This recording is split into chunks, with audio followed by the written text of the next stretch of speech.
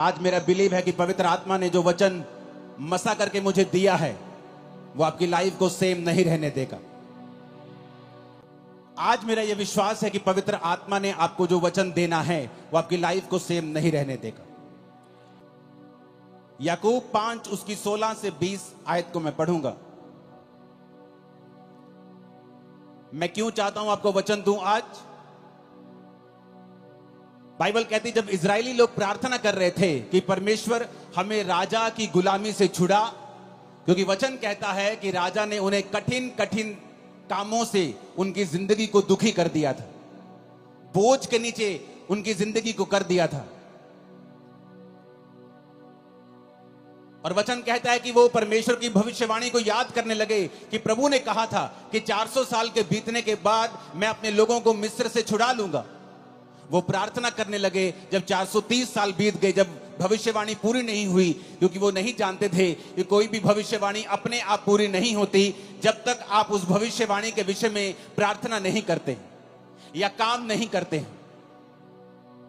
इसलिए नए नियम में लिखा हुआ है कि भविष्यवाणियों को तुच्छ ना जाना जाए, और जो भविष्यवाणी तेरे विषय में की गई हैं उनके अनुसार तू एक अच्छी लड़ाई को लड़े। पौलुस ने अपने बेटे अपने स्पिरिचुअल संत मिथ्यू से यह कहा। इसका मतलब भविष्यवाणियां अपने आप पूरी नहीं होती जब तक कि उन भविष्यवाणियों के विषय में लड़ा ना जाए। और हमारी लड़ाई इंसानों से नहीं, किसी पार्टी से नहीं, किसी धर्म से नहीं, बल्कि शैतान से है।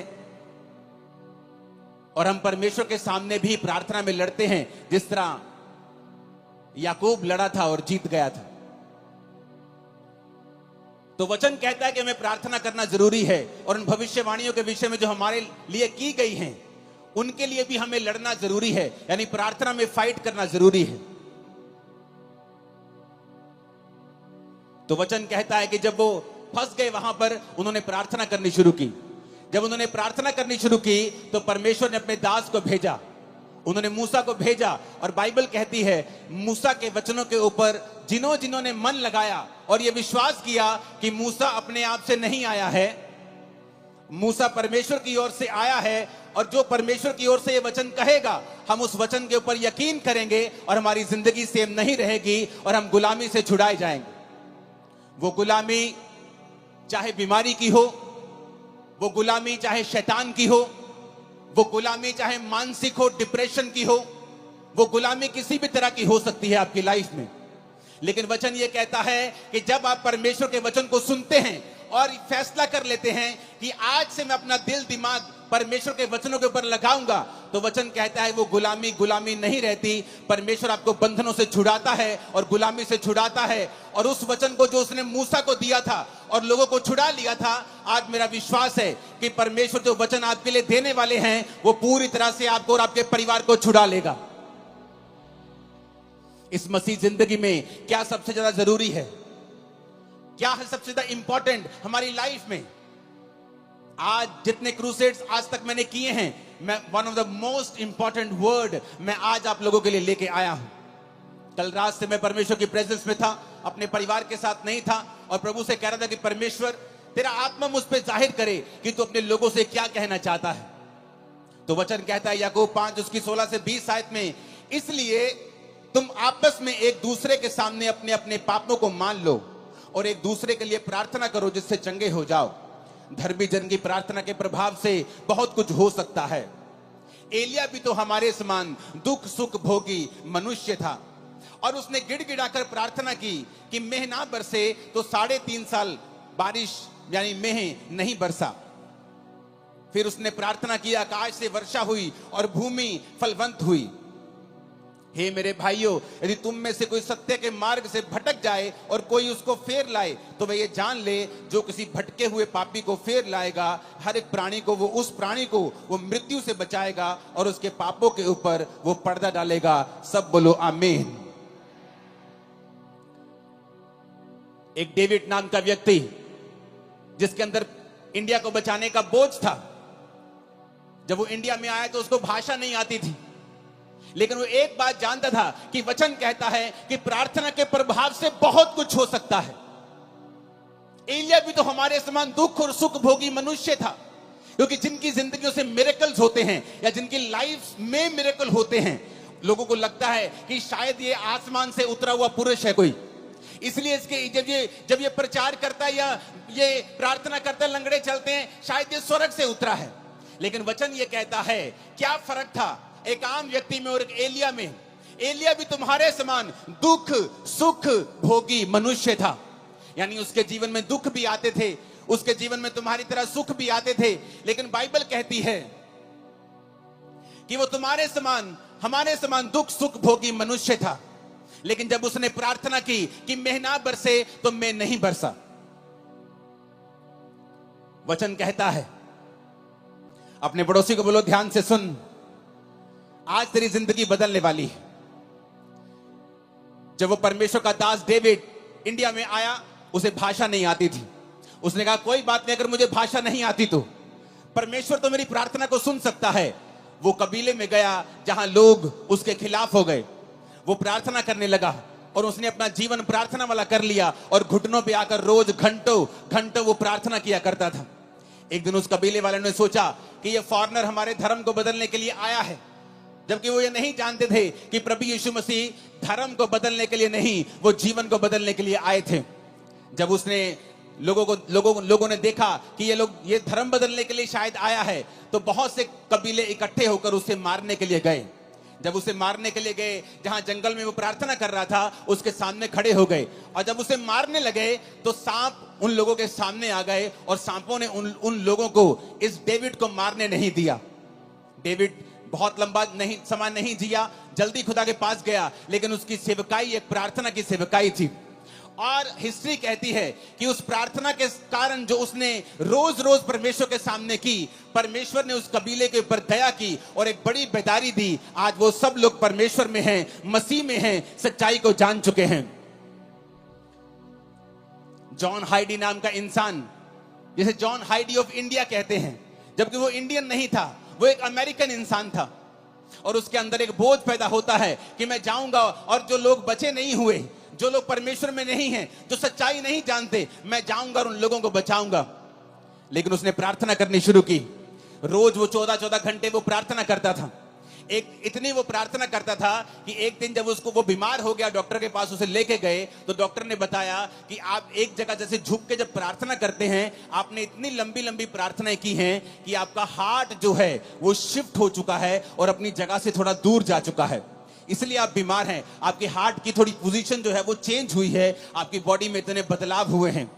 लेकिन डॉक्टरों के कहने के बावजूद भी वो प्रार्थना करता रहा, रोज प्रार्थना करता रहा, अपने घुटनों के ऊपर प्रार्थना करता रहा। और एक समय ऐसा आया कि परमेश्वर ने जिस इलाके में उसको भेजा था, उस इलाके में एक बेदारी शुरू हुई। लाखों लाखों करोड़ों लोग परमेश्वर में आने शुरू हुए। जब आज आप उन इलाकों में जाकर देखेंगे तो 100% 90% लोग मसीह में आ चुके हैं और परमेश्वर को ग्रहण कर चुके हैं।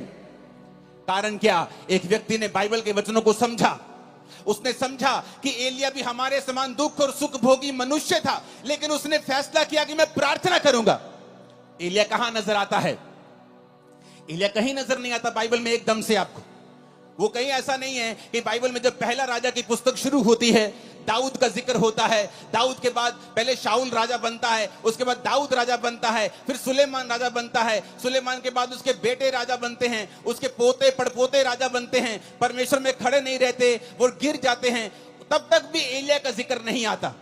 लेकिन जब बाइबल कहती है पहला राजा 17 में जब एलिया का जिक्र आता है, पहला राजाओं 17 उसकी 1 से 6, तिशबी एलिया जो गिलाद के परदेशियों में से था, उसने अहाब से कहा। अहाब भी इजराइल का राजा था जिसने इजाबेल से शादी कर ली थी और वो सब कुछ परमेश्वर के वचन के विरोध में कर रहा था और परमेश्वर उससे खुश नहीं था। वचन कहता है कि एलिया एकदम से पहला राजा उस 17 में प्रकट होता है। उससे पहले एलिया की कोई जानकारी नहीं थी। एलिया कोई वीआईपी इंसान नहीं था। एलिया कोई राजाओं के खानदान से नहीं था। एलिया किसी प्रॉफिट्स के खानदान से नहीं था। लेकिन एकदम से वो प्रकट होता है और ये कहते हैं तिशबी एलिया। जैसे हम बोलते हैं वो पहाड़ी आदमी, वो पंजाबी आदमी, वो हरियाणवी आदमी, वो यूपी का भाई, वो बिहारी आदमी, उसी तरह कहते हैं तिशबी एलिया एकदम से प्रकट होता है। इजराइल के परमेश्वर के नाम में शपथ खाकर वो राजा के सामने जाके बोलता है कि राजा मेरे कहे बिना ना तो बारिश आएगी ना तो ओस पड़ेगी। लेकिन उससे पहले वो एक बात और कहता है एक आयत में तिशबी एलिया जो गिलाद के परदेशियों में से था, उसने अहाब से कहा, इजराइल का परमेश्वर यहोवा जिसके सम्मुख में उपस्थित रहता हूं। एलिया कहता, मैं आया हूं राजा उस परमेश्वर के सामने जिसके सामने मैं उपस्थित रहता हूं। ऐसा जन जिसके कहने से आसमान बारिश देना बंद कर गया 3.5 साल। एक ऐसा पुरुष जिसने प्रार्थना की और आसमान खुल गया फिर 3.5 साल बाद। वो पुरुष जो कोई वीआईपी नहीं था, किसी राजाओं के खानदान से नहीं था, किसी प्रॉफिट से खानदान से नहीं था, एक आम आदमी एकदम से। पहला राजाओं 17 में उसका जिक्र होता है कि तिशबी एलिया नाम का एक पर्सन सीधा राजा के सामने जाके हियाव के साथ हौसले के साथ खड़ा होता है और कहता है, राजा उस परमेश्वर की शपथ जिसके सामने मैं उपस्थित रहता हूं। आज कौन लोग बंधनों में हैं? कौन लोग गरीबी के बंधन में हैं, बीमारियों के बंधन में हैं? कौन लोग हैं जिनको शैतान सताता है? ये वो लोग हैं जो परमेश्वर के सामने घुटनों को नहीं टेकते हैं, जो एक दिन तो प्रार्थना करते हैं, दूसरे दिन प्रार्थना करना छोड़ देते हैं, जो एक दिन तो चर्च जाते हैं, उसके बाद दूसरे संडे छुट्टी कर लेते हैं, जिनको यह नहीं मालूम कि आपके पास एक पावरफुल हथियार है, प्रार्थना करने का हथियार। आपके पास अधिकार है, आपके प्रार्थना के प्रभाव से बाइबल कहती है बहुत कुछ हो सकता है। लेकिन आज शैतान ने विश्वासियों को भटका दिया है। आपका फोन आपकी प्रार्थना का स्थान ले चुका है। आपका व्हाट्सएप, आपकी फेसबुक और इंस्टाग्राम आपकी प्रार्थना का स्थान ले चुका है। जब भी आप प्रार्थना करने के लिए बैठते हैं, आपको काम याद आता है, आपको व्हाट्सएप याद आता है, आपकी मम्मी आपको कॉल करने लगती है, आपकी बेटी आपको तंग करने लगती है, क्योंकि शैतान नहीं चाहता आप प्रार्थना करें। तिशबी एलिया बाइबल कहती है एक आम इंसान था। आप सोचते मैं एक आम इंसान हूं, मैं कैसे अपनी जिंदगी को बदल सकता हूं? मेरा परदादा भी गरीब था, मेरा दादा भी गरीब था, मेरा बाप भी दिहाड़ी करता था, मैं भी गरीब हूं, तो परमेश्वर मुझे कैसे, हमारे परिवार में इतने सालों से चल रहा, कैसे बदल सकता है? लेकिन वचन कहता है एलिया भी तुम्हारे समान दुख और सुख भोगी मनुष्य था, लेकिन जब उसने प्रार्थना की मेघ बरसे तो मेघ नहीं बरसा, जब उसने प्रार्थना की मेघ बरसे तो मेघ बरसा। ऊंची आवाज में बोलो हालेलुया। हम प्रार्थना के महत्व को समझते हैं। एक पास्टर प्रार्थना कर रहा था और काम कर रहा था। बहुत साल उसने सेवा की, लेकिन इतने रूहें नहीं बचा पाया। उसको आंखों का रोग हो गया। जब आंखों का रोग हो गया, उसने कहा अब तो मैं सेवा नहीं कर सकता, लेकिन मैं प्रार्थना करूंगा।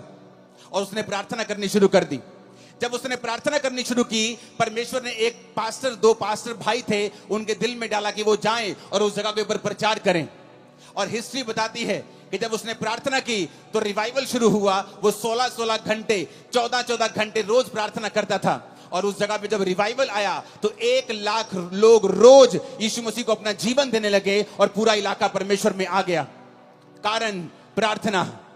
कारण ये नहीं था कि वो दुनिया के बेस्ट बाइबल स्कूल में पढ़े थे या वो दुनिया के सबसे ऊंची यूनिवर्सिटी में पढ़े थे। उन्होंने बाइबल के वचन को समझ लिया था कि जब तू प्रार्थना करेगा मैं रास्तों को खोलूंगा, मांगो तो दिया जाएगा। उन्होंने समझ लिया था कि अगर मेरी जिंदगी में जो कुछ नहीं है, इसका कारण यह है कि हमने प्रार्थना नहीं की।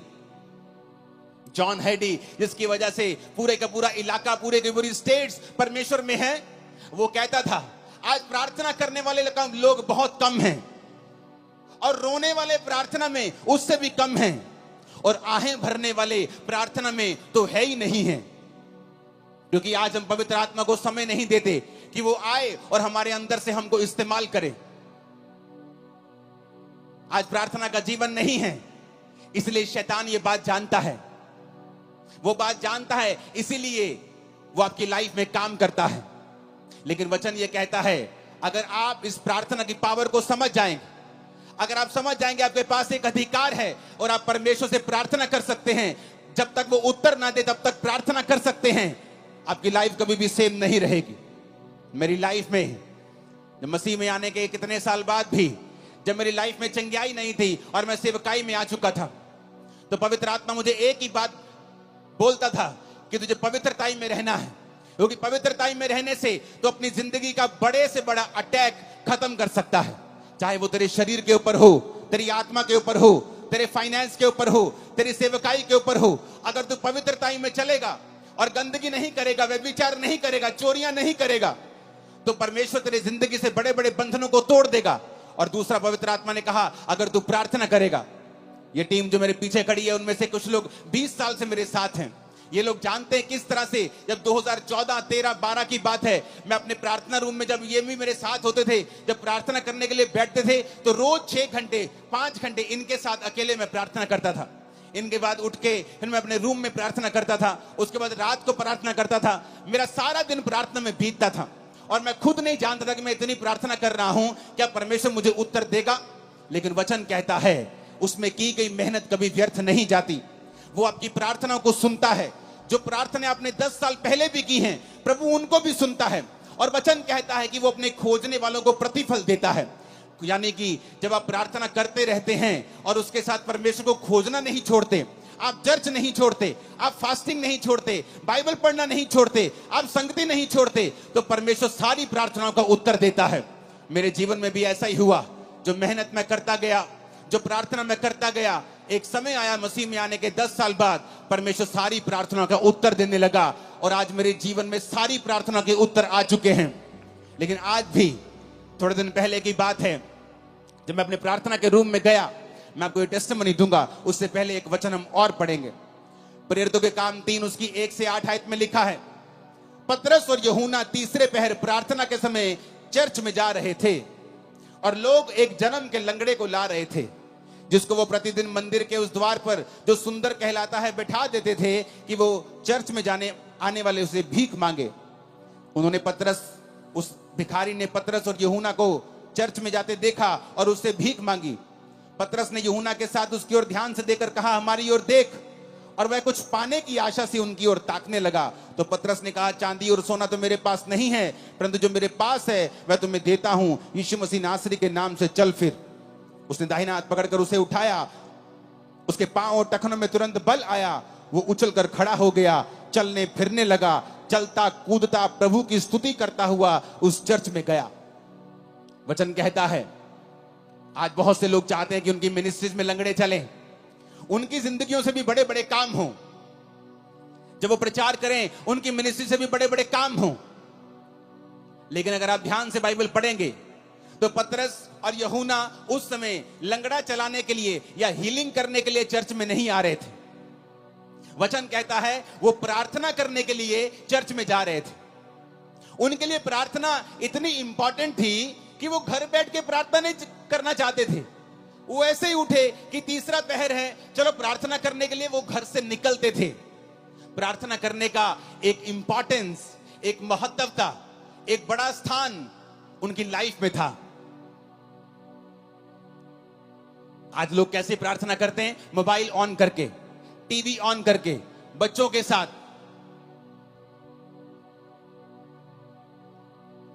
कुकर के ऊपर दाल चढ़ा के, राजमा चढ़ा के, और साथ साथ में देखते भी रहेंगे कितनी सीटी हो गई। जैसी आपकी प्रार्थना है फिर वैसा ही रिजल्ट है। टूटी हुई प्रार्थना, बिना फोकस की प्रार्थना और टूटी हुई जिंदगी और टूटा हुआ रिजल्ट, चाहे वो सेवकाई में हो चाहे वो लाइफ में हो। इधर वो जा रहे हैं, कहां? चलो आओ चर्च में चले तीसरे में प्रार्थना करने के लिए। कहां है? चलो 5 किलोमीटर, चलो चलते हैं चर्च में प्रार्थना करने के लिए। अरे क्या प्रार्थना करने के लिए इतनी दूर जाना? चलो किसी कमरे में बैठ के थोड़ा सा कर लेते हैं प्रार्थना। इंपॉर्टेंस, महत्वता, प्रार्थना के जीवन को कीमती समझना, उसे स्पेशल समझना।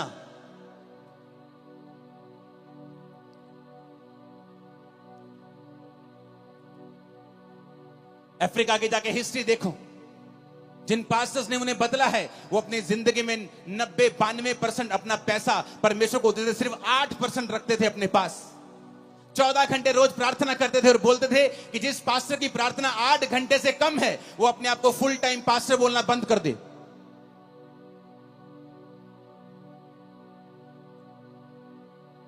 और बोलते थे कि जब हम प्रार्थना नहीं करते थे, जोर जोर से बोलते थे, लोग समझते नहीं थे। जब हम प्रार्थना करके जाते थे तो हम जो भी बोलते थे लोगों के हृदय में जाता था और लोग चेंज होते थे।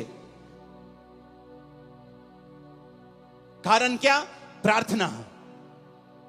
पतरस और यूहन्ना प्रार्थना करने के लिए जा रहे हैं, कोई लंगड़ा चलाने के लिए नहीं जा रहे। हीलिंग करने के लिए नहीं जा रहे, प्रार्थना करने के लिए जा रहे हैं। और रास्ते में लंगड़ा मिलता है, उनकी ओर देखता है और पैसे की आशा से, कुछ पाने की आशा से देखता है। वो कहता है भाई साहब पैसा तो मेरे पास नहीं है, हाँ चर्च का पड़ा होगा बहुत, लेकिन मेरे पास तो अपना नहीं है पर्सनल, मैं तुझे पैसा तो नहीं दे सकता, लेकिन वो दे सकता हूं जो तुझे सबसे अधिक चाहिए। यीशु मसीह नासरी के नाम से उठ और चल फिर। आप जानते लोगों ने इस मिरेकल के बाद पतरस और यूहन्ना को पकड़ लिया। कहते ये अनपढ़ और साधारण मनुष्य हैं, इनकी जिंदगी से इतना बड़ा काम कैसे हो सकता है। कुछ लोग बोले नहीं नहीं, अनपढ़ साधारण मनुष्य तो हैं, पर ये यीशु के साथ रहे हैं। यीशु ने उन्हें 3.5 साल प्रार्थना करना सिखाया है, परमेश्वर के संग चलना सिखाया है। और वचन कहता है कि जब वो प्रार्थना करने के लिए चर्च में जा रहे थे तो रास्ते में लंगड़ा चलाया गया। इतना बड़ा मिरेकल हुआ कि पूरा स्थान चेंज हो गया। यरूशलेम में परमेश्वर के नाम का डंका बजने लगा। कारण प्रार्थना। ऊंची आवाज से बोलो प्रार्थना। नहीं, ऊंची आवाज में, सबसे ऊंचा बोलो प्रार्थना। प्रेरितों के काम 16 उसकी 13 से 15 आयत में लिखा है, सब्त के दिन हम नगर के फाटक के बाहर नदी के किनारे यह समझकर गए कि वहां प्रार्थना करने का स्थान होगा, और वहां बैठकर उन स्त्रियों से जो इकट्ठी हुई थी बातें करने लगे। लुदिया नामक थुआतीरा नगर की एक बैंगनी वस्त्र बेचने वाली एक भक्त स्त्री सुन रही थी, और प्रभु ने उसका मन खोला कि पौलुस की बातों पर वो मन लगाए। उसने अपने घराने समेत उससे बपतिस्मा लिया और विनती की, यदि तुम मुझे प्रभु की विश्वासनी समझते हो तो चलकर मेरे घर में रहो, और वह उन्हें मना कर ले गई। अब यहां पर क्या होता है, यहां पर पौलुस नगर के फाटक के बाहर इसलिए जा रहा है। पुराने टाइम में नगर में फाटक होते थे, शहर बनाई होती थी या फाटक होते थे, तो वो फाटक के बाहर जाना चाहता था, नगर के बाहर, ताकि वो वहां पर प्रार्थना कर सके। नगर के अंदर भी प्रार्थना वो कर सकता था, लेकिन क्यों आज प्रेरितों के काम वाले मिरेकल्स चर्चिस में नहीं होते हैं? क्योंकि वैसी इंपॉर्टेंस परमेश्वर को चर्चों में नहीं दी जाती है। पास्टर्स की लाइफ में भी वैसी इंपॉर्टेंस प्रार्थना की नहीं रही जैसे प्रेरितों के टाइम में हुआ करती थी। वो प्रार्थना किसी घर में भी कर सकते थे, लेकिन बाइबल कहती शाम को स्पेशल वो उठ के गए नगर से बाहर। तब ऐसा भी नहीं था कि गाड़ियां थी, बड़ी बड़ी गाड़ियां थी कि 10 मिनट लगेंगे, चलो गाड़ी में चलते हैं। चल के जाते थे, गधों पे जाते थे, घोड़ों पे जाते थे लोग। तो वचन कहता है कि वो नगर के फाटक के बाहर नदी के किनारे ये समझ के गए कि यहां कोई प्रार्थना करने का स्थान होगा। आओ हम कहीं अकेले एकांत में, जहां कोई हमें देखे ना, हम बैठकर परमेश्वर के सामने प्रार्थना कर सकें। पौलुस को किसी चीज की जरूरत नहीं थी, कोई उसको बीमारी नहीं थी, उसको कोई बरकत नहीं चाहिए थी, लेकिन परमेश्वर के साथ एक रिलेशनशिप, प्रभु के साथ एक संबंध। प्रार्थना उसका रिजल्ट है कि जब आप परमेश्वर के साथ जुड़ जाते हैं, आप रोज उसके साथ समय बिताना चाहते हैं। और वो जा रहा है नगर के बाहर, और नगर के बाहर नदी के किनारे कि यहां कोई प्रार्थना करने का स्थान होगा। और वहां पर उसे एक औरत मिलती है जो बहुत अमीर थी, बहुत ही ऐसी औरत जिसका समाज में एक प्रभाव था। और वो परमेश्वर के वचन जब वो बातें करने लगता है, ये समझ गया कि यहाँ कोई नहीं होगा, लेकिन वहां पे बहुत सी औरतें होती हैं। तो पौलुस प्रचार करने लगता है, और वो औरत भी ध्यान से सुनने लगती है। और जैसे जैसे वो सुनने लगती है, परमेश्वर का आत्मा उसे छूता है, और जब उसको छूता है, उसका घराना और वो बपतिस्मा लेने लगते हैं, और बपतिस्मा लेके पौलुस को अपने घर ले जाते हैं। हमें क्या शिक्षा मिलती है यहां से? कि पौलुस भी प्रचार करने के लिए वहां नहीं गया, पौलुस भी प्रार्थना करने के लिए वहां जा रहा था। लेकिन जब वो प्रार्थना करने के लिए वहां जा रहा था, तो वहां उसे प्रचार करने का मौका मिला। पतरस भी प्रार्थना करने के लिए चर्च में जा रहा था, लेकिन वहां उसे चंगाई करने का मौका मिला। तो हम क्या देखते हैं? वो सेवकाइयां जिनकी सेवकाइयों से ज्यादा हीलिंग्स होती हैं, और रूहें भी उन्हीं सेवकाइयों में बचती हैं जिन्होंने प्रार्थना को प्रथम स्थान दिया हुआ है, जिनकी जिंदगी में प्रार्थना प्रथम स्थान के ऊपर है। जो लंगड़ा चलाने के लिए प्रार्थना नहीं कर रहे, वो प्रार्थना करने के परमेश्वर के सामने उन्हें जाना है।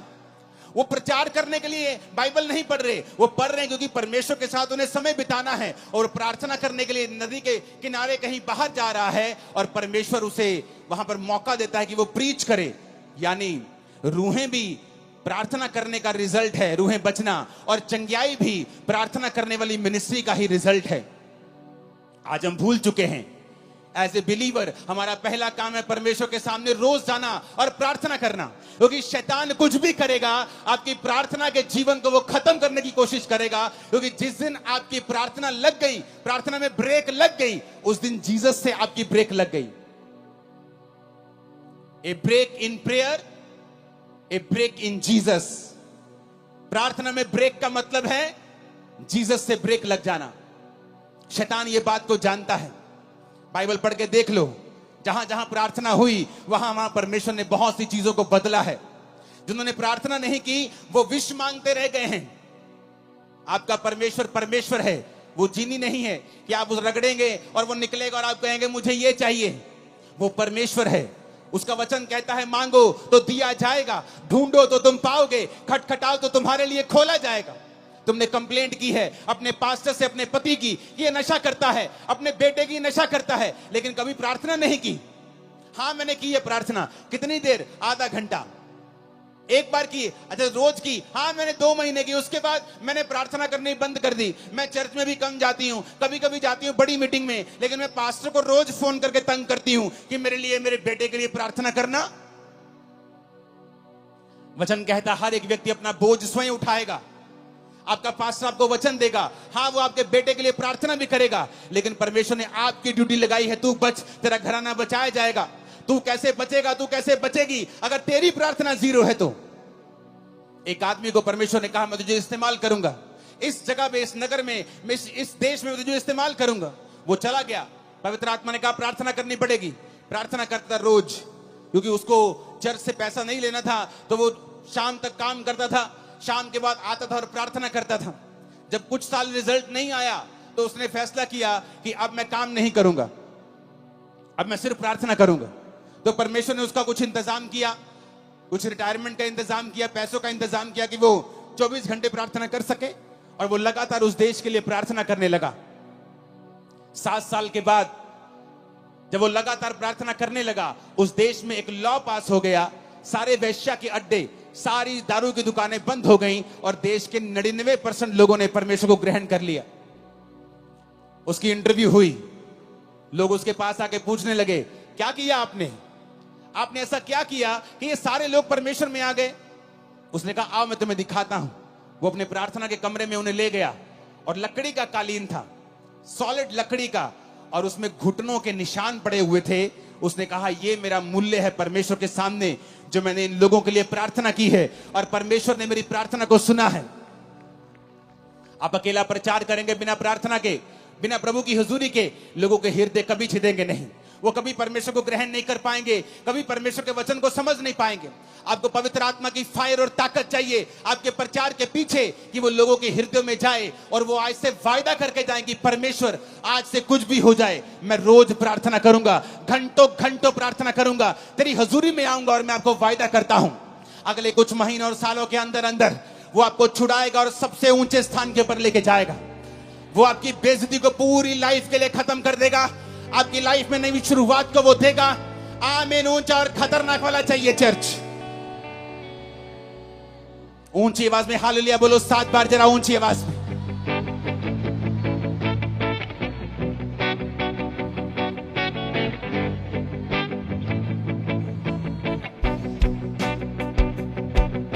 Hallelujah, hallelujah.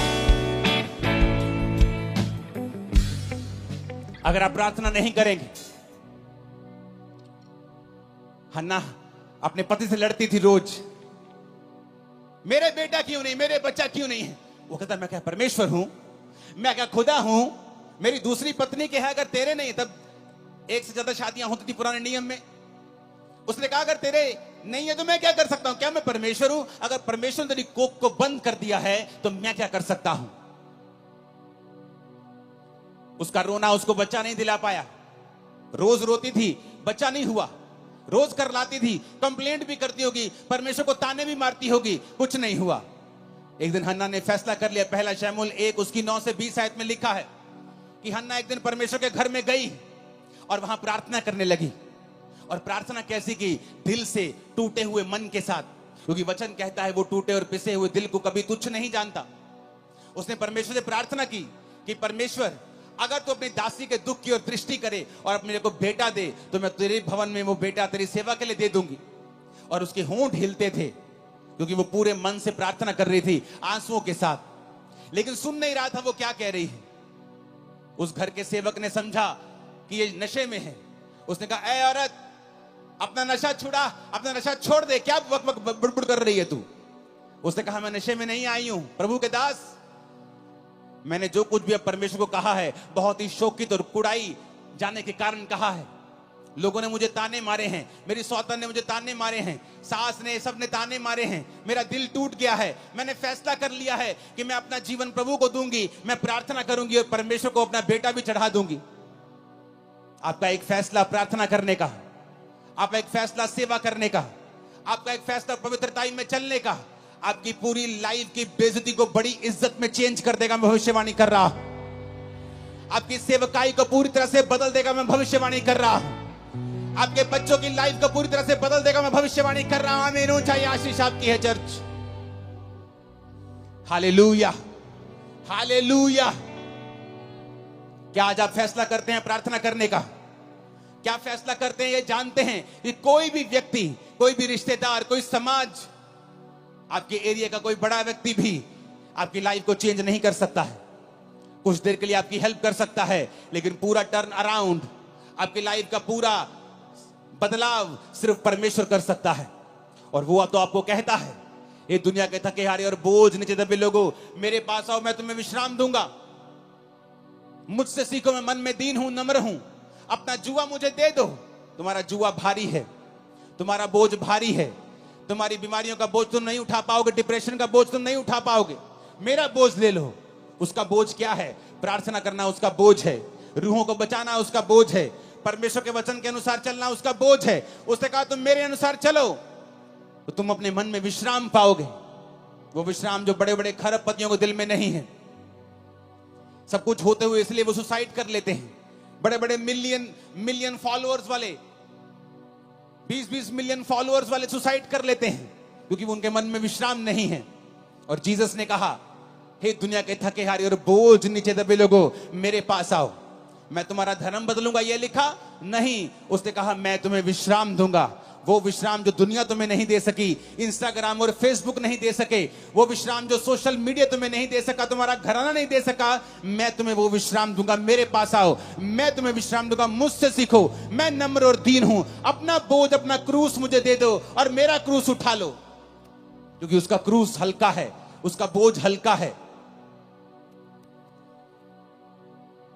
आज अगर बदलाव लाना है तो कलीसिया को प्रार्थना करनी होगी। उसको रोज परमेश्वर की प्रेजेंस में जाना होगा और घंटों परमेश्वर की हुजूरी में बिताने होंगे। देखना फिर क्या होता है। आज बहुत से कम विश्वासी ऐसे हैं जो बेदारी के लिए प्रार्थना कर रहे हैं। बहुत से कम विश्वासी हैं, आप में से बहुत से कम ऐसे होंगे जिसने इस एरिया की बेदारी के लिए प्रार्थना की है। जब आप परमेश्वर के कामों के लिए इस्तेमाल होने लगते हैं, आप प्रभु के लिए, दासों के लिए, प्रभु की सेवकाइयों के लिए, प्रभु के राज्य के लिए प्रार्थना करने लगते हैं और प्रभु के सामने रोज जाने लगते हैं, वो आपके पर्सनल कामों में भी करता है। आपके पर्सनल कामों को भी प्रायोरिटी पे करता है। आपकी हीलिंग को भी वो करता है, आपको चंगा भी करता है, आपके घराने को बचाता भी है, आपको ब्लेस भी करता है, गरीबी के दलदल से आपको बाहर भी निकालता है। जो होने वाला है आज रात के बाद, आप आए किसी और तरीके से, जाएंगे नहीं यीशु मसीह के सामर्थी नाम से। आप हो सकता है एक बांझ के रूप में यहां आए हों, लेकिन एक फलवंत स्त्री के रूप में भविष्यवाणी करता हूं, यहां से जा रहे हैं वापिस यीशु मसीह के नाम में। आमीन। चाहिए आशीष आपकी है चर्च। आप तैयार हैं परमेश्वर को अपना जीवन देने के लिए? आप तैयार हैं प्रार्थना करने के लिए? वही परमेश्वर हन्ना को रोज देखता होगा। हन्ना रोज बुड़बुड़ करती है, मेरे पुत्र क्यों नहीं हैगा, मेरे कुड़ी क्यों नहीं हैगी। अपने हस्बैंड से रोज लड़ती है। हस्बैंड रोज कहता, मैं रब्बा, मैं कोई रब्बा, मैं की करा। लड़ाई उसको कुछ नहीं दे पाई, खाना नहीं खाती, खाना छोड़ देती थी, कुछ नहीं हुआ। और एक फैसला किया, एक दिन मैं जाऊंगी और प्रार्थना करूंगी। सब कुछ बदल गया। मेरी लाइफ, मेरी सेवकाई प्रार्थना से बदली है। सब कुछ प्रार्थना से बदला है, परमेश्वर ने किया है। जब आप अपनी रिक्वेस्ट को, विनती को धन्यवाद के सहित परमेश्वर के सामने ले जाएंगे, उसने कहा मेरी शांति तो तेरी समझ से परे है, तेरे अंदर वास करेगी, तेरे विचारों को सुरक्षित रखेगी। आज हम बेचैनी में घूमते हैं, हर टाइम बेचैनी, हर टाइम चिंता, हर टाइम चिंता, हर टाइम वरी। क्यों? क्योंकि हम प्रार्थना करने वाले लोग नहीं हैं। अगर हम प्रार्थना करेंगे तो चिंता नहीं रहेगी, प्रार्थना करेंगे डिप्रेशन नहीं रहेगा, प्रार्थना करेंगे बीमारियां नहीं होंगी, क्योंकि बाइबल कहती है मुझ में की गई मेहनत कभी व्यर्थ नहीं होती, परमेश्वर ने कहा। जब मैं परमेश्वर में आया और प्रभु के बारे में मुझे मालूम हुआ, जब पहली प्रार्थना मेरे सिर पर हाथ रख के हुई थी, मैं कंप्यूटर इंजीनियर था, तब पहली प्रार्थना में समझ आ गई थी, क्योंकि मैं सब जगहों पे जा चुका था, सुसाइड करने वाला था, लेकिन ये बीमारियां और ये डिप्रेशन, नशे मुझे छोड़ के नहीं जा रहे थे। जिस दिन पहली प्रार्थना हुई, समझ आ गई थी कि मेरे जीवन में सचमुच परमेश्वर बड़े काम कर सकता है। जो पहला करंट मुझे प्रार्थना का लगा था, उससे मुझे समझ आ गई थी, लेकिन मैं हील नहीं हुआ, चंगा नहीं हुआ। और एक दिन पवित्र आत्मा ने मुझसे कहा वचन के जरिए, क्योंकि वचन मुझे पढ़ना पड़ता था, नहीं तो मेंटली अपसेट के अटैक होते थे मुझे, तो बाइबल पढ़ने से मेरे वो ठीक हो जाते थे। तो बाइबल पढ़ते पढ़ते वचन आया, हे मेरे प्रिय भाइयों, हियाब बांधो, दृढ़ रहो, क्योंकि तुम जानते हो मसीह में की गई मेहनत कभी व्यर्थ नहीं जाती। यहां लगा यह वचन दिल में, रेमा बन गया, मेहनत करनी शुरू की, 40 रोजे रखे, साल में 1 बार, 2 बार, 3 बार, 4 बार, 5 बार, 5वीं बार या 6ठी बार रोजे थे तो परमेश्वर ने मुझे छुआ और 2005 में उस डिप्रेशन से पूरी तरह आजाद कर दिया। आज 25 हो चुका, 20 साल से मैं पूरी तरह से आजाद हूं, नशे से, डिप्रेशन से। कारण क्या? प्रार्थना, जो परमेश्वर ने हमें अधिकार दिए हैं। आपने कंप्लेंट अपने पास्टर को की है कि आपने रोज प्रार्थना की है? आपने 2 महीने करके बंद कर दी, आपने लगातार प्रार्थना नहीं की। आपको वचन के ऊपर खड़े होना होगा जब अगर आप चाहते हैं रिजल्ट आए तो। संविधान में लिखा है अगर रजिस्ट्री आपके मकान की आपके नाम पर है तो कोई उस पर कब्जा नहीं कर सकता, लेकिन लोग कब्जा फिर भी कर लेते हैं। फिर आप क्या करते हैं? रोते हैं। क्या रोने से घर छूट जाएगा? आप लड़ेंगे, वो गैर कानूनी है।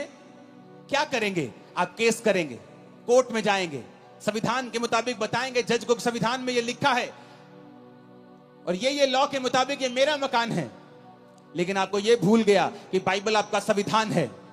शैतान ने आपकी सेहतों के ऊपर कब्जा किया हुआ है, आपके बच्चों को नशों में लगाया हुआ है, उसने आपके घराने पे, आपके फाइनेंस पे कब्जा किया हुआ है।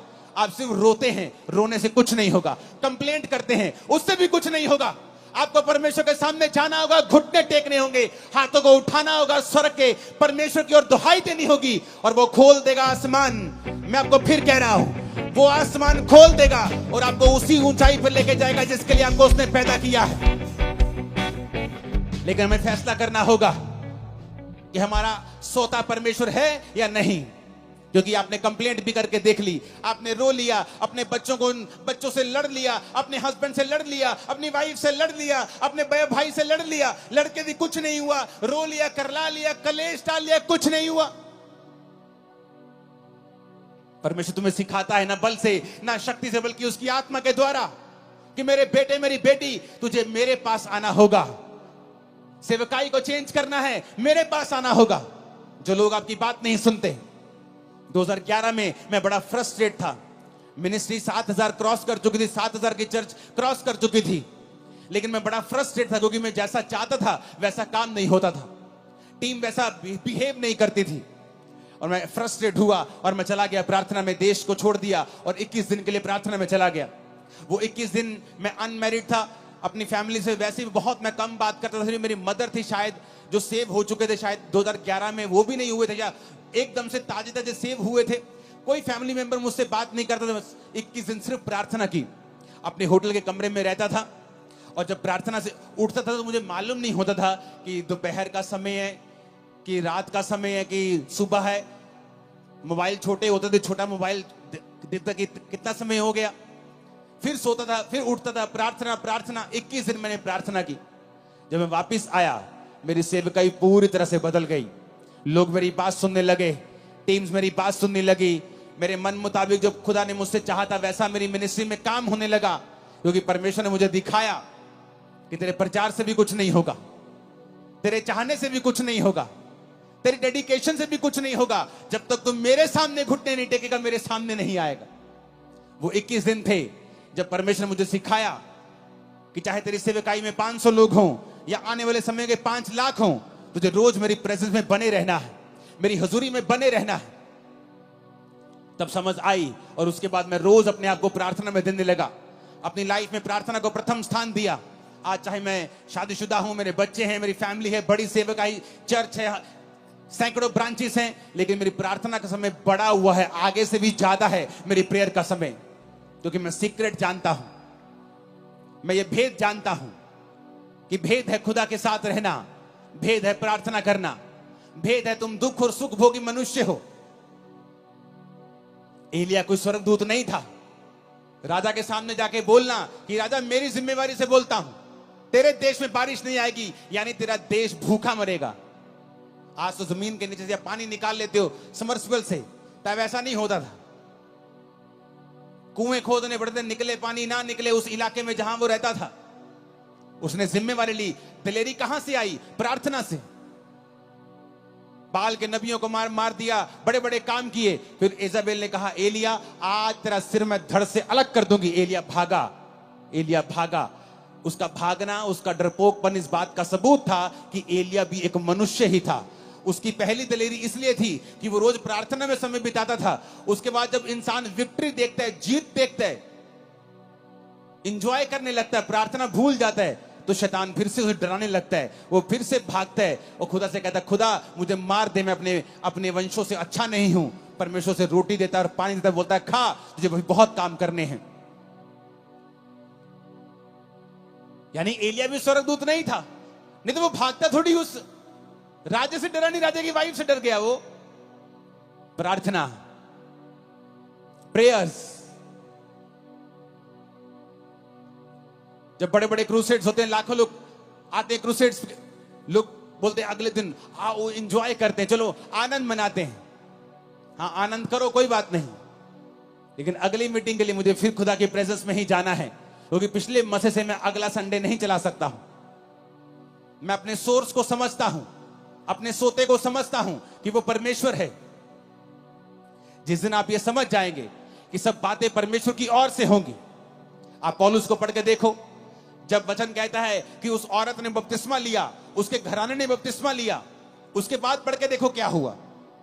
अगर आप 16 से लेकर 40 आयत तक पढ़ेंगे प्रेरितों के काम की, आपको मालूम होगा उसके बाद पौलुस की जिंदगी में बहुत से रास्ते परमेश्वर ने खोले। बड़ी जगहों के ऊपर वो गया सुसमाचार सुनाने के लिए, और आगे के आगे वो चलता गया। क्यों? उसकी जिंदगी जो थी वो प्रार्थना वाली जिंदगी थी। जब आप प्रार्थना वाली जिंदगी आपकी होती है, आगे के बाद आगे रास्ते खुलते जाते हैं। आप प्रार्थना बंद कर देते हैं, आप उस लेवल पर स्टक हो जाते हैं, अड़ जाते हैं, खड़ जाते हैं। जैसे जैसे पानी बहता हुआ रुक जाता है तो फिर वो स्मेल करता है, बहता पानी स्मेल नहीं करता है। आप पढ़ो पौलुस को, सिर्फ ये मिरेकल नहीं हुआ रूहें बचाने का, आगे भी बहुत से मिरेकल्स उसकी सेवकाई में हुए, क्योंकि वो प्रार्थना करने वाला जन था। उसको मालूम था कि मेरा सोर्स जो है वो परमेश्वर है। ऊंची आवाज में कहो आमीन। आप पढ़ो अपनी बाइबल को, रोज देखो कि कब कब प्रार्थना हुई है और कहां कहां प्रार्थना का रिजल्ट उनकी लाइफ में कैसा आया है। आप फिर समझ जाएंगे दुनिया की बड़ी बड़ी बेदारियां प्रार्थना से शुरू हुई। ये आज भी जो लाखों लोग यहां बैठे हैं, ये भी प्रार्थना का ही नतीजा है जो लोगों ने की है कि यहां बेदारी आए। हालेलुया। अगर आप वहां पे देखेंगे तो उसके बाद 16 आयत से, प्रेरितों के काम 16 उसकी 16 आयत से एक दुष्ट आत्मा को पौलुस निकालता है जब वो जा रहा था, जो भविष्यवाणी करती थी, फेक थी। उसके बाद पौलुस और सिलास को पकड़ लिया जाता है और बंदी गृह में बंद कर देते हैं। वहां भी वो प्रार्थना और धन्यवाद करते हैं। वहां का दरोगा, वहां के लोग जब भूकंप देखते हैं उस जेल में और परमेश्वर छुड़ा लेता है, उनको भी वहां बचाता है। देखो कितने मिरेकल जुड़े हुए हैं इसी घटना के साथ। कैसे हुए? प्रेयर्स के कारण, कि वो जानते हैं अगर हम प्रार्थना करेंगे तो स्वर्ग खुलेगा। प्रभु यीशु मसीह उससे ऊपर तो कोई नहीं है, लेकिन वचन कहता है 12 चेले चुनने से पहले प्रभु यीशु मसीह ने सारी रात प्रार्थना की। अगर वो परमेश्वर है तो फिर प्रार्थना करने की क्या जरूरत है? उस सब मालूम है, लेकिन बाइबल कहती है वो संपूर्ण मनुष्य भी था और संपूर्ण परमेश्वर भी था, इसलिए उसे मनुष्य का पुत्र भी कहा जाता है और परमेश्वर का पुत्र भी कहा जाता है। सारी रात प्रार्थना की। कल आपकी बेटी का रिश्ता होने जा रहा है। आज रात को आप क्या कर रहे हैं? आप टीवी देख रहे हैं। कल आपने बड़े इंपॉर्टेंट काम के लिए जाना है। आज रात आप क्या कर रहे हैं? आप व्हाट्सएप पे हैं, आप इंस्टाग्राम पे रील्स देख रहे हैं। जिसकी तो रील्स देख रहे हैं उसको तो पैसे मिल रहे हैं, जिसको तो यूट्यूब पे आप फॉलो कर रहे हैं उसको तो पैसा मिल रहा है। आपको क्या मिल रहा है? इतने वेले मत बनो कि तुम अपने वैल्यू को, अपने टाइम की वैल्यू को पहचान ना सको। जो आज दुनिया में जिन्होंने कुछ किया है उनके 4 हाथ और 2 दिमाग और 4 आंखें नहीं है। हमारी तरह 2 आंखें और 2 हाथ और 1 दिमाग ही है। अपने समय का सदुपयोग करो, उसे परमेश्वर में इन्वेस्ट करो, लगाओ उसे परमेश्वर में, और आप अच्छा समय काटने वाले हैं। मैं भविष्यवाणी करके जा रहा हूं, अच्छा समय मुकेरिया चर्च आप काटने वाले हैं। आमीन ऊंचा चाहिए। हालेलुया। पढ़ो बाइबल, देखो क्या हुआ है प्रार्थनाओं के बाद। आप ध्यान से बाइबल पढ़ेंगे, इस स्थिति से पढ़ेंगे कि मैं पढ़ना चाहता हूं, मैं देखना चाहता हूं क्या हुआ है प्रार्थना करने के बाद। कितने बदलाव आए हैं सेवकाइयों में, पर्सनल लाइफ में, मैरिड लाइफ में, बच्चों की जिंदगी में, फाइनेंशियल लाइफ में, सोशल लाइफ में। बहुत से बदलाव आप देखेंगे जिस दिन आप प्रार्थना करने का मन बना लेंगे। मैं करता जी, मैं नहीं करता जी प्रेयर, मेरी वाइफ बहुत करती प्रेयर। और वचन क्या कहता है कि आदमी को लीड करने के लिए चुना गया है। जब आदमी, घर का आदमी लीड नहीं करेगा वो घर कहीं नहीं पहुंचेगा। औरत को जो आदमी लीड कर रहा है उसे संभालने का मसा दिया गया है। आज अगर इस सेवकाई में सैकड़ों ब्रांचेस हैं, उन्हें संभालने वाला मैं नहीं हूं, मेरी वाइफ है। स्पिरिचुअल सेवकाई करने वाला, प्रोटोकॉल बनाने वाला, दर्शन दिखाने वाला, आगे लेके जाना है, वो मेरा काम है।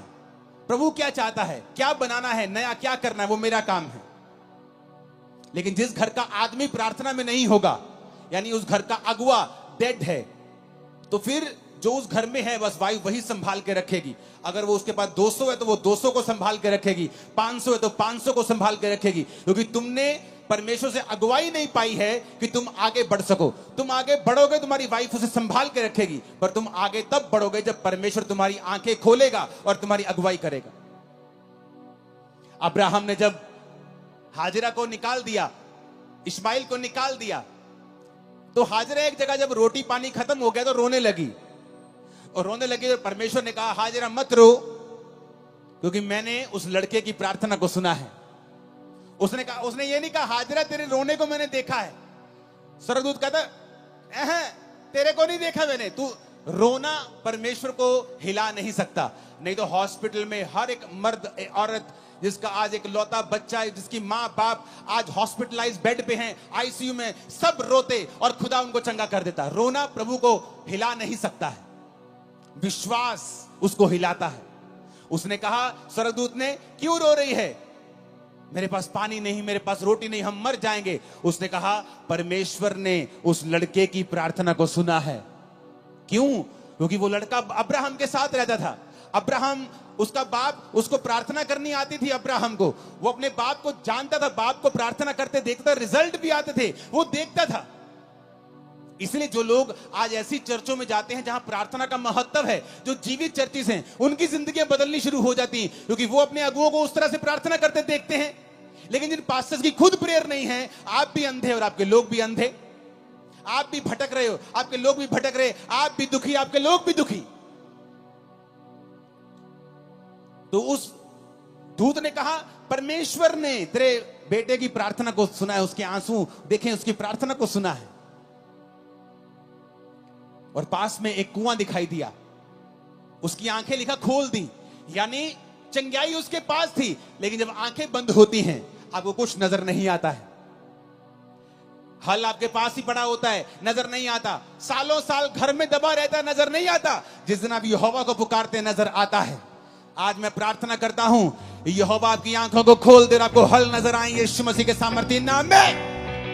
यीशु के नाम में हल नजर आए आपको, यीशु के नाम में। आमीन हो चाहिए। आशीष हमारी है चर्च। आप मेरी बात को समझ रहे कि नहीं? हल नहीं होगा।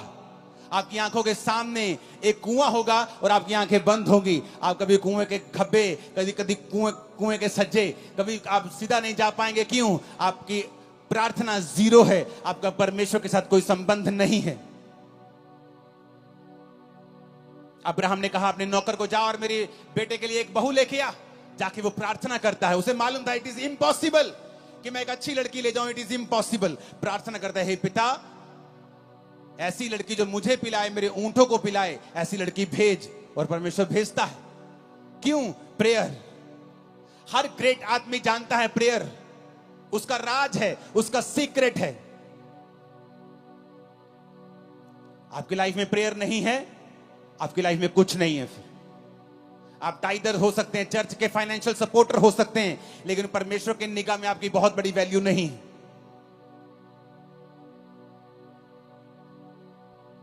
आज से अगर आपका फेसबुक अकाउंट आपको प्रार्थना करने से रोक रहा है, यहीं डिलीट करके जाना, खोल लेना जाके 50 दिन बाद जब प्रार्थना सेट हो जाए। खुदा ने कहा ऐसा इंसान जो तुम्हें काना करता है, कहता है तू काना होके परमेश्वर के राज में प्रवेश कर लेना। ऐसा ना हो कि 2 आंखें रख के तू नरक में चला जाए। फेसबुक अकाउंट रखने का कोई प्रॉब्लम नहीं, लेकिन अगर वो प्रार्थना खत्म कर रहा है तो डिलीट कर दो और प्रार्थना में चले जाओ। ऐसी हर चीज को खत्म कर दो। काना होके प्रवेश कर लो, लंगड़ा होके प्रवेश कर लो, एक टांग के साथ लंगड़े होके चले जाओ, लेकिन चले जाओ। जो सही है उसे अपना लो। आज लड़ाई है अपनी फैमिली से, बहू से, सास से, माफ कर दो आज, नहीं तो प्रार्थना नहीं कर पाओगे परमेश्वर के सामने। और लेकिन अगर आज आपने इस वचन को सुन के जो खुदा ने मुझे दिया है, मैं अपने आप से नहीं कह रहा हूं, और आपने प्रार्थना करने का, प्रभु के साथ जीने का मन बना लिया, मैं आपको बता रहा हूं, आपकी इज्जत की जाएगी, आप ऊंचे किए जाएंगे, आप चंगे किए जाएंगे, आप आजाद किए जाएंगे, आप ब्लेस किए जाएंगे यीशु मसीह के सामर्थ्य नाम में। आपकी लाइफ सेम नहीं होगी। आप बड़े देशों में होंगे, बेस्ट जगहों के ऊपर आप होंगे। आपका घराना यीशु मसीह के नाम में आशीषित होगा। आमीन। ऊंचाई आशीष हमारी है चर्च। हालेलुया। मुझे टीवी पे देखना पड़ रहा है कितने लोग हैं, ऐसे दिख नहीं रहे आज। आई थिंक ये आज तक की मेरी मुकेरिया की सबसे बड़ी चर्च मीटिंग है आज। प्रॉब्लम यह है कि जब कनक वगैरह कटती है तो ही हो पाते हैं इतनी बड़ी जगह बैठने के लिए, पार्किंग के लिए। लेकिन मैं प्रेयर कर रहा हूं कि हम हर दिनों के बाद, 10 दिन बाद, 12 दिन बाद एक बड़ी मीटिंग कर सकें।